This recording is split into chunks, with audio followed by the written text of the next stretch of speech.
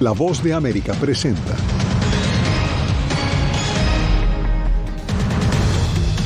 Israel recrudece sus ataques en la Franja de Gaza en lo que describe una nueva fase de su ofensiva contra Hamás. Desde la COP28, 63 países se comprometen a reducir drásticamente emisiones relacionadas a la refrigeración. Ciudades de México reciben el impacto por el cierre indefinido del puerto fronterizo de Lukeville, Arizona. 44 días sin conocer su paradero. En Colombia buscan a 35 migrantes venezolanos desaparecidos en aguas del Caribe.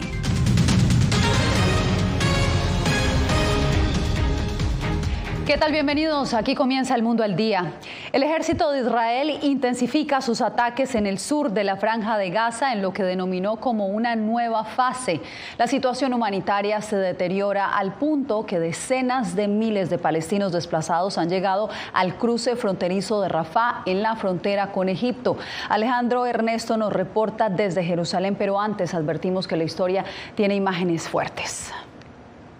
El ejército de Israel prosigue su ofensiva en Gaza. A última hora de este martes, el general israelí Yaron Finkelman, jefe del Mando Sur, informó que sus tropas estaban librando los combates más intensos desde el inicio de la invasión terrestre hace ya más de un mes. Los ataques no cesan de norte a sur, zona supuestamente segura, pero en la que, según Israel, se atrinchera gran parte de la cúpula de Hamás.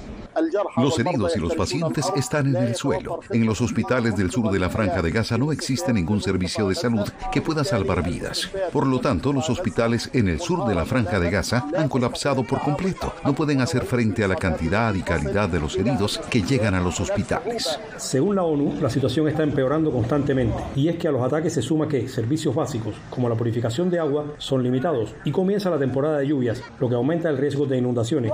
Pasamos toda la noche escuchando cohetes y bombardeos. Vivimos entre la vida y la muerte. Podemos morir en cualquier momento. Según el Ministerio de Salud gazatí, más de 15.900 palestinos han muerto en Gaza desde el 7 de octubre. Cerca del 80% de los residentes de la franja han perdido sus hogares, lo que hace que hoy el sur acumule el triple de la población que albergaba hace 2 meses. En Rafah, límite sur al que pueden llegar los gazatíes, los recursos son escasos. La salinidad del agua en Rafah es muy alta. Está químicamente contaminada. Es peligroso beberla sin purificarla porque causa muchas enfermedades. El mayor problema que enfrentamos es la falta de combustible para que la estación desalinizadora funcione. Nos repartimos un tomate entre todos. Debajo de esta tienda en la que estamos hay 5 familias. Yo duermo en la acera. Mientras tanto, en Israel se sigue pidiendo justicia por los asesinatos, violaciones y secuestros cometidos el 7 de octubre. Y aunque decenas han sido liberados, se estima que más de 130 personas permanecen como rehenes. Qatar, como país mediador, pidió a la ONU que presione a Israel para que se siente en la mesa de negociaciones con Hamás. Mientras, Estados Unidos anunció restricciones de visas para quienes contribuyan significativamente a situaciones que socavan la paz, la seguridad y la estabilidad de Cisjordania, donde se registran constantes choques entre palestinos y el ejército israelí. Alejandro Ernesto, Voz de América, Jerusalén. Hamás, por su parte, se ha negado a la posibilidad de continuar con los diálogos y liberaciones y dijo que a menos de que paren los ataques en Gaza, no lo hará. Entre tanto, en Gaza no hay lugar seguro a donde ir desde la nueva escalada de las fuerzas de defensa de Israel. El personal de la ONU asegura que no tiene garantías ni tampoco cómo asistir a los refugiados. Ángela González nos trae lo último desde la sede del organismo. Ángela, te escuchamos. Yasmín, pues tanto la UNICEF como la Organización Mundial de la Salud que se encuentran en el terreno han dicho que cada vez es más difícil acceder a los suministros médicos que tienen en sus depósitos, pues justamente sus bodegas están amenazadas. La ONU en Gaza no tiene hacia dónde evacuar y los refugios designados no son seguros y ya no tienen capacidad. Una bodega especializada para suministros médicos en Khan Yunis tuvo que ser desocupada por instrucciones de Israel en 24 horas, según reporta el representante de la Organización Mundial de la Salud en Palestina.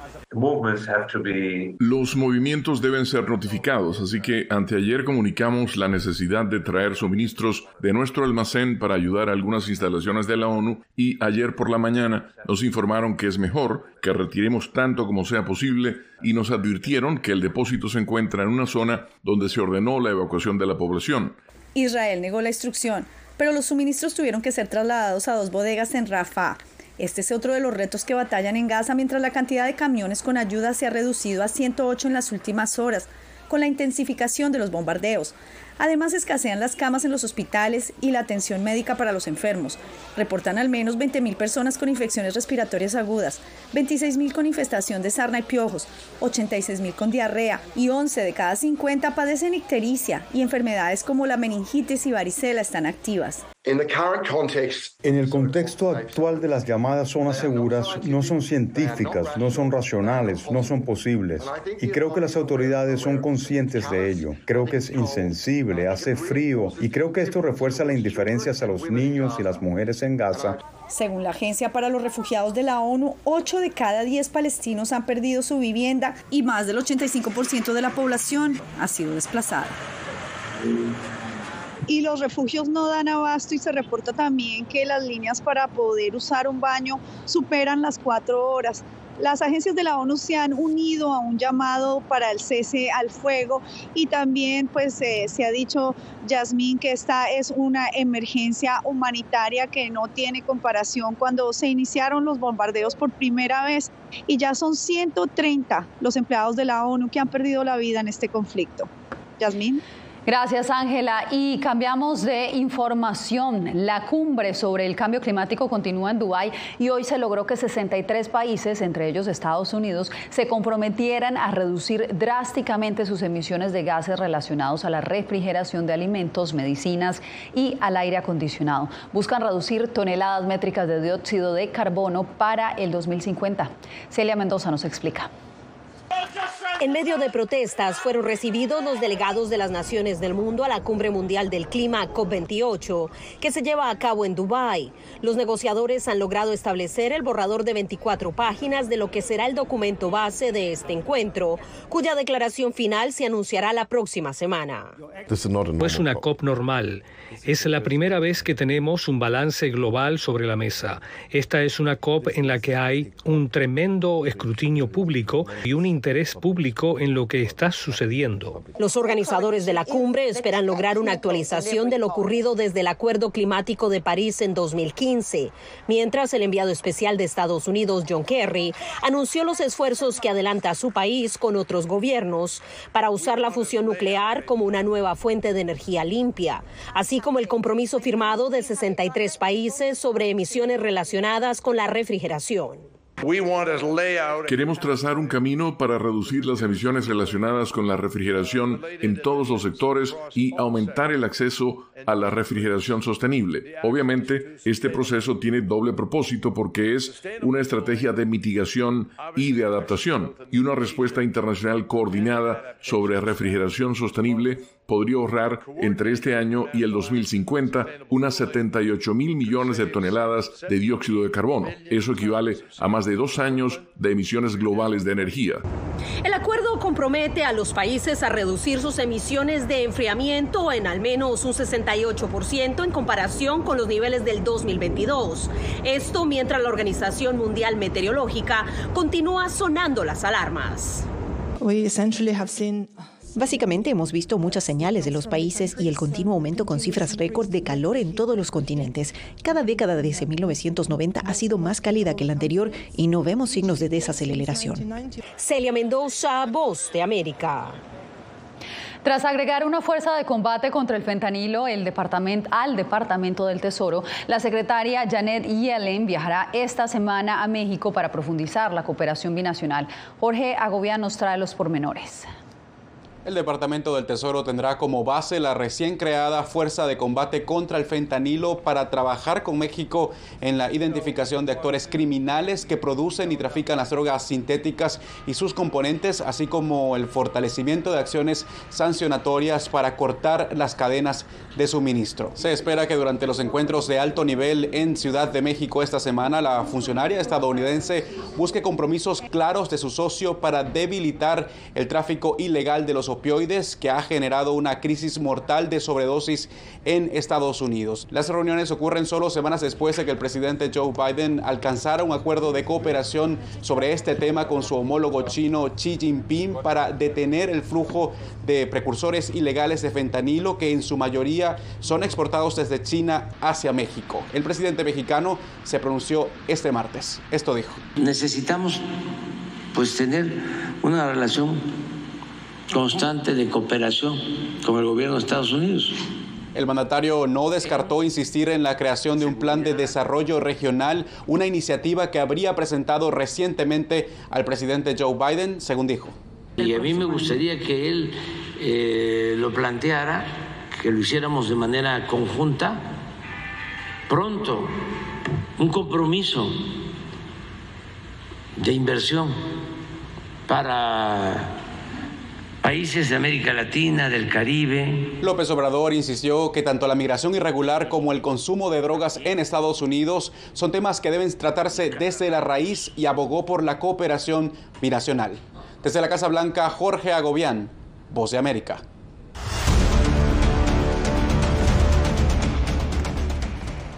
Poblaciones en México temen el impacto que pueda llegar a generar el cierre del puente fronterizo en Lukeville, Arizona. Rubén Pereira nos informa desde ese puerto fronterizo. Desde hace 16 años, Andrés Rojas vende artesanías a las personas que se disponen a cruzar la frontera entre Sonoita, Sonora y Lukeville, Arizona, la cual cerró el pasado lunes por tiempo indefinido, algo que lo tiene muy preocupado.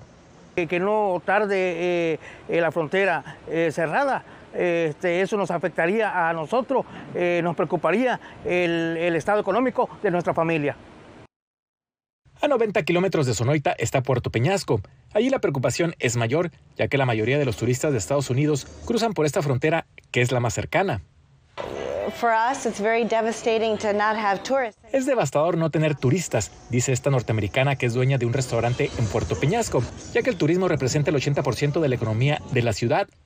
Particularmente llegando la temporada navideña, que estamos preparándonos para recibir centenares de visitantes, pues en este momento nos afecta muchísimo a todos. Las personas que cruzan la frontera de Lukeville para venir a Puerto Peñasco no solo lo hacen para vacacionar, sino también para atender necesidades médicas. En el área de la atención médica dental y también en cuestiones de atención de medicina general y de medicina o de procedimientos médicos de especialidad. Por eso, aquí en Puerto Peñasco, esperan que no se extienda por muchos días el cierre de esta frontera. Le pedimos a las personas de Estados Unidos o de Arizona que le hablen a su congresista, que le hablen a la gobernadora de Arizona para que pueda apoyar en que se abra de nuevo eso. Rubén Pereira, Voz de América, Puerto Peñasco, México. Ahora vamos a Colombia, donde 35 migrantes venezolanos completan 44 días desaparecidos luego de abordar una embarcación ilegal desde la isla de San Andrés, con la meta de llegar a Centroamérica. Yair Díaz nos tiene el informe. Yo, a pesar de todo, no he tenido así un pálpito de que mi hija esté muerta, no. Yo la sueño, yo la veo. Yo sé que mi hija está viva. Livia Coromoto es pariente de uno de los 35 migrantes venezolanos desaparecidos en alta mar desde el pasado 21 de octubre, luego de abordar una embarcación ilegal desde la isla de San Andrés, en Colombia, que presuntamente los dejaría en aguas nicaragüenses para luego seguir su ruta con destino a Estados Unidos. 17 personas a bordo, 16 adultos, un menor de edad. Ellos tomaron esa ruta porque para ellos les parecía mejor, les pareció más factible por el estado en el que estaba mi hija lleva 2 meses de embarazo. Los viajeros incluyen a 17 niños. Sus familiares creen que se encuentran con vida y fueron presuntamente víctimas de una red de tráfico humano. Que hasta los momentos ellos los tienen secuestrados, detenidos, no sabemos nada porque no nos han dicho nada. Pues en San Andrés nadie dice nada. La Procuraduría General de Colombia dispuso de una agencia especial para que investigue estas desapariciones en la isla de San Andrés ante el incremento de personas de diferentes nacionalidades que siguen esta ruta migratoria irregular. Que se dedique desde la Procuraduría General de la Nación a vigilar la situación y la denuncia, recibir inmediatamente toda la documentación para abrir el caso. Según las autoridades, ya son 100 los migrantes que han desaparecido en naufragios entre el 2022 y 2023 cerca de la isla de San Andrés. Yair Díaz, Voz de América, Bogotá. Cuando volvamos, Daniel Ortega no recibió invitación para asistir a la toma de posesión del nuevo presidente de Argentina y Managua tomó una decisión que podría impactar la relación diplomática.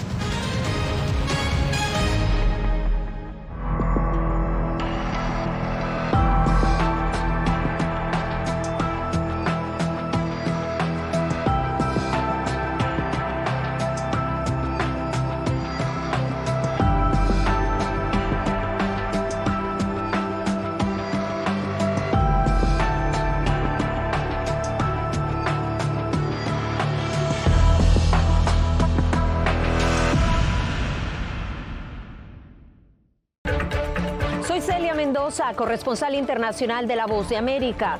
Desde que me uní a este equipo de profesionales hace más de una década, he tenido la oportunidad de descubrir un mundo de noticias que comparto con ustedes. La Voz de América habló con el director. Porque siempre estoy en el lugar de los hechos, entregando información veraz, clara y precisa, manteniendo nuestro compromiso periodístico, porque en La Voz de América, la prensa libre importa.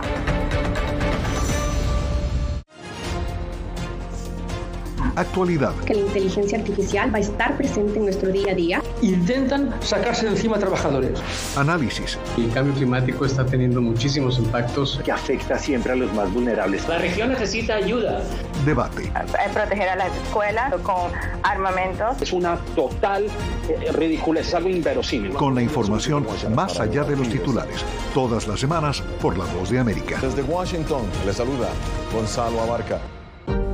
Hola, soy Oscar Ortiz Barahona, corresponsal La Voz de América. Ser La Voz de América desde Honduras me permite conectarme con todos ustedes, nuestras audiencias en todos los países del continente, ofreciendo información veraz sobre los temas que más te impactan. Honduras y los Estados Unidos han ejercido labores humanitarias. Más de 40 viviendas. Desde perspectivas humanas y con base en hechos, te informamos para que seas tú quien formes tu propia opinión. Porque La Voz de América, la prensa libre, importa.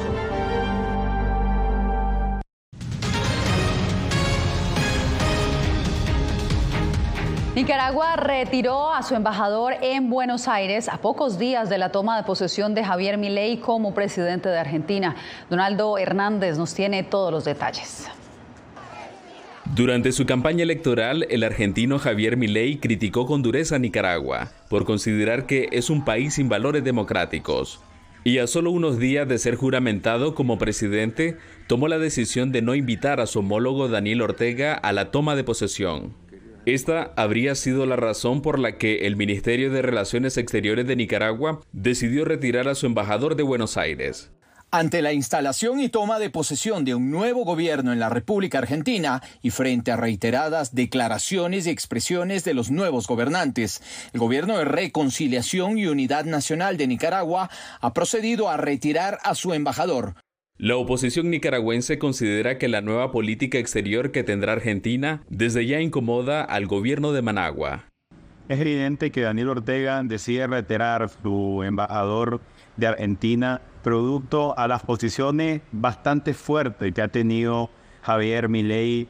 En ese sentido, el politólogo Carlos Murillo explica que Nicaragua envía un mensaje a los demás países del hemisferio que decidan criticar el estado de la democracia del país centroamericano. El régimen no está dispuesto a aceptar ningún cuestionamiento. Aunque Nicaragua mantiene relaciones diplomáticas con Argentina, desde el año 2018 el país sudamericano se ha sumado a las resoluciones de la comunidad internacional que demandan el respeto a los derechos humanos y la realización de elecciones libres. Donaldo Hernández, Voz de América. Organizaciones defensoras de la libertad de prensa catalogan a México como el país más letal del hemisferio para los periodistas por el alto número de comunicadores asesinados. Vicente Calderón nos informa que los universitarios se ven menos interesados en el periodismo, una labor clave para la democracia.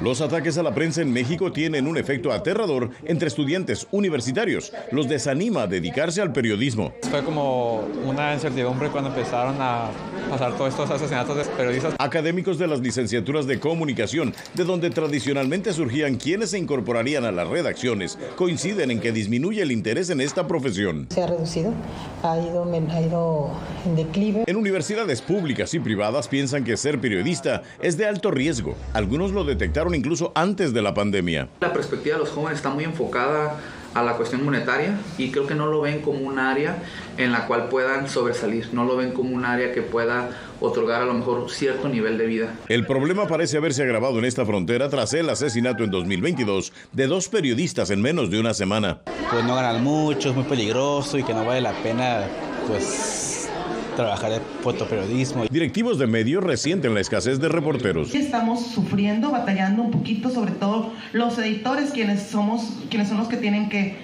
corregir un poquito la información de esta gente que llega sin experiencia o sin muchas ganas de estar ahí, ¿no? Y tienen que echar mano de egresados de otras licenciaturas. No trae mucha preparación porque incluso hay errores de conceptualización a la hora de escribir algo, ¿no? No saber reconocer qué es una autoridad federal y una autoridad estatal. La Sociedad Interamericana de Prensa informó que este sexenio promedió 11 periodistas asesinados al año. Vicente Calderón, Voz de América, Tijuana. Cuando regresemos, lo que devela el caso de espionaje contra el ex embajador estadounidense Víctor Manuel Rocha.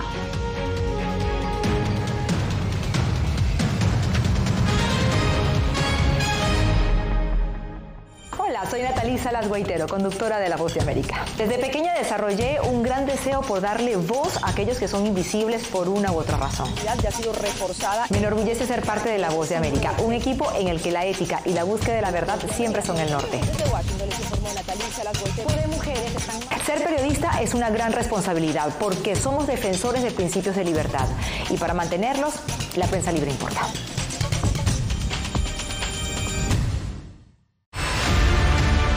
No concibo una democracia sin periodistas. El libreto manda a un conflicto constante con la prensa independiente, con los medios de comunicación. Periodismo, la prensa libre importa. Una coproducción de La Voz de América con nuestras afiliadas en la región. Se ejerció esta profesión con mucho miedo. ¿Cuántos periodistas van muertos ya por decir la verdad? Disponible en vozdeamerica.com.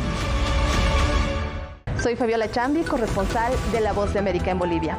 Retratar la complejidad de mi país para una audiencia internacional le ha dado una nueva perspectiva a mi labor como periodista.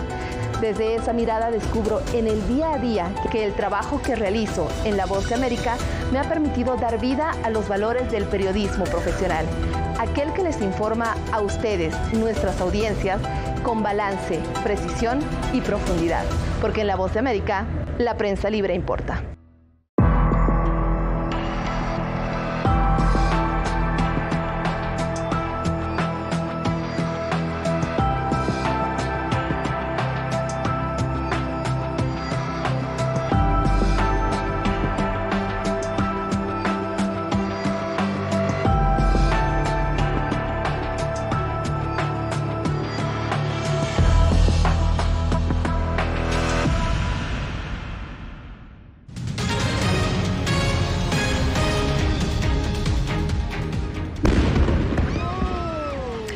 La enorme explosión que sacudió un suburbio de la capital estadounidense la noche de este lunes quedó captada en video y es investigada hoy por las autoridades de Arlington, Virginia. El incidente ocurrió mientras la policía ejecutaba una orden de registro en una vivienda después de que un hombre disparara desde el interior una pistola de bengalas entre 30 a 40 veces. Horas después, la casa estalló. Aún no se conoce si el hombre se encontraba dentro de la vivienda a la hora de la explosión. 3 agentes resultaron con heridas leves luego de que el incendio fuera apagado por los bomberos. Y en más, el arresto del ex embajador estadounidense Víctor Manuel Rocha, acusado de espiar y proporcionar información a Cuba, podría develar un grave riesgo a la seguridad de Estados Unidos. José Pernalete nos informa de qué se trata. Víctor Manuel Rocha, de 73 años, ex embajador de Estados Unidos, será imputado formalmente este miércoles por conspiración, actuación como agente de gobierno extranjero y utilización de pasaporte emitido con una declaración falsa en una corte federal del sur de Florida. La fiscalía lo acusa de colaborar con los servicios de inteligencia de Cuba desde 1982, fecha en que se incorporó al Departamento de Estado. Esta acusación tiene un golpe significativo en cuanto a mandar un mensaje a las personas que no pueden tener lealtades con gobiernos extranjeros. Tú puedes simpatizar, pero ya entregar información y comprometer la seguridad nacional es una cosa que no se va a tolerar. La acusación del Departamento de Justicia está sustentada en supuestas actividades ilícitas que presuntamente llevó a cabo el ex embajador durante 4 décadas. Rocha tenía en su poder varios pasaportes de Estados Unidos. Hasta 2002 ejerció puestos diplomáticos en embajadas estadounidenses en Argentina, Bolivia, Cuba y República Dominicana.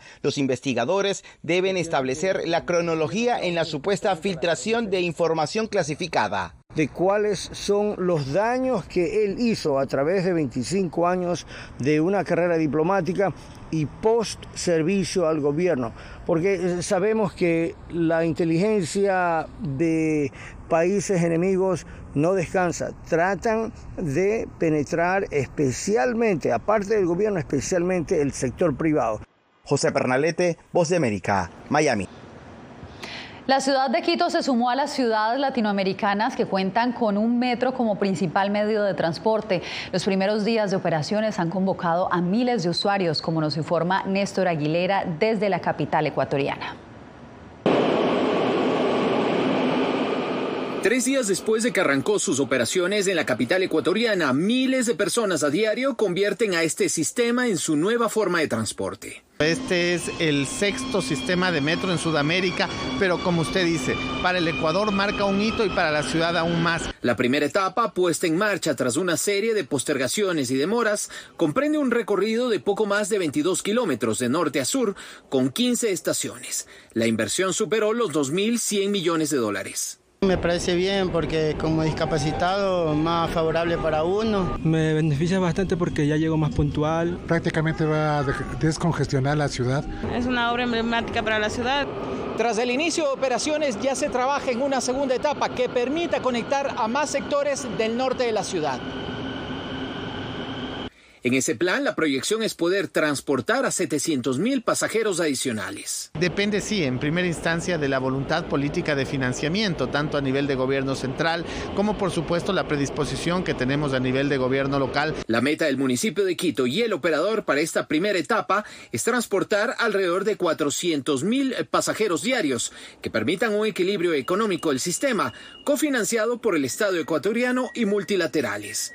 Néstor Aguilera, Voz de América, Quito. Tenemos más después de la pausa. Quédese con nosotros, regresamos en solo instantes.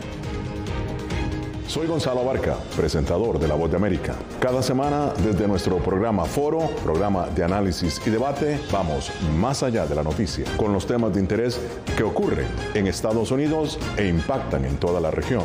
Desde La Voz de América, tengo el privilegio de moderar debates y confrontar ideas diferentes. Así nuestra audiencia se puede formar su libre opinión y tomar sus decisiones bien informadas. Porque en La Voz de América, la prensa libre importa. El crimen organizado asesinaba a los chicos y luego cremaba los cuerpos. Periodismo, la prensa libre importa, una coproducción de La Voz de América y Latina. Así que es complicado hablar acá de libertad de expresión. Disponible en vozdeamerica.com. Soy Diva Lizeth Cash, periodista y presentadora de La Voz de América. Ir más allá de la noticia, escuchar las voces de las minorías y de las comunidades más vulnerables para informar sobre sus necesidades y logros es mi pasión. Se ven obligados. Desde Washington, visibilizar la diversidad étnica de Estados Unidos y de la comunidad hispana es parte de una pasión que compartimos en La Voz de América, donde la prensa libre importa. Que empiecen a callar a periodistas, que empiecen a callar medios. Periodismo, la prensa libre importa. Una producción especial de La Voz de América. Porque al final lo que está en juego no solo medios de comunicación, sino la democracia de un país. Disponible en vozdeamerica.com.